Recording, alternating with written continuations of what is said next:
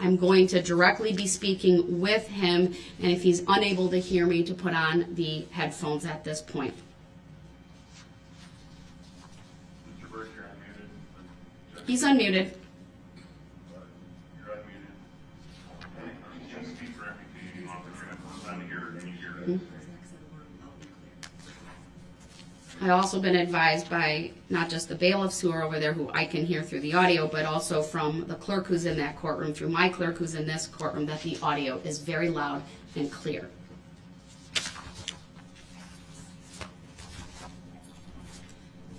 Mr. Brooks, I would like to go through with you your right to testify and your right not to testify. We are at the stage in the proceedings where it is important that this court conduct a colloquy with you.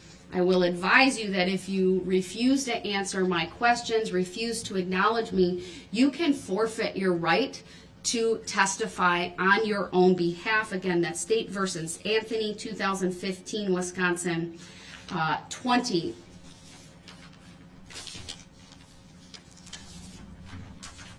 Mr. Brooks, you need to be aware and are so advised that you have a constitutional right to testify. Did you hear me say that? There's no response by Mr. Brooks, and he does not have the headphones on, and he has a book in front of him, although I haven't seen a page turned. If you testify, sir, the state has the right to cross-examine you. That means to ask you questions after you give your initial testimony. Did you hear me advise you of that?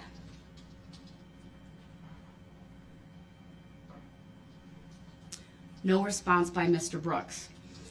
Sir, you also have a constitutional right not to testify. If you decide not to testify, you are further advised that doing so cannot be used against you, and I would so advise the jury. Did you hear me advise you of that?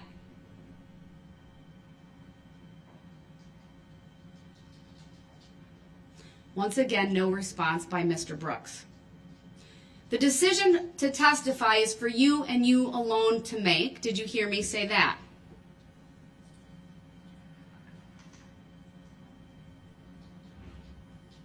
There's no response by Mr. Brooks. It's my understanding that Mr. Brooks has the equivalent of a 12th grade education, that he attended school either up to or through 12th grade, and either has a GED or an HSED. There's been some conflicting information on paperwork throughout this case, but I'll find that he does have a high school education. He is currently in custody, of course, at the Waukesha County Jail. I'm not aware of any medication that he has been taking. Sir, have you taken any medication within the last 24 hours, or any drugs or any alcohol? I'm not receiving a response to that.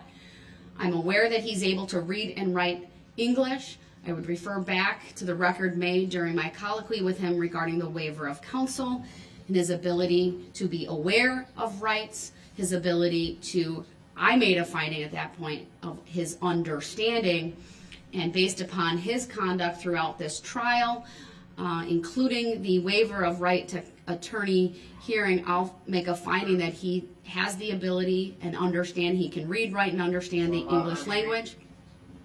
Am I unmuted? You've been unmuted the entire time, sir. So what are you talking about? Is you talking about subject matter jurisdiction and how you going to verify it on record? So he did not answer my question if the record's not clear about whether he's had any drugs, alcohol, or medication within the last 24 hours. I'll ask him, sir, has anyone made any threats against you to influence your decision on whether to testify on your behalf in this trial? Although he turned and said, "What did you say?" Again, I believe he's fully able to hear this court at this time based upon how the audio is functioning in the other courtroom. He did not respond to that. Has anyone made any promises to you to influence your decision? You saying.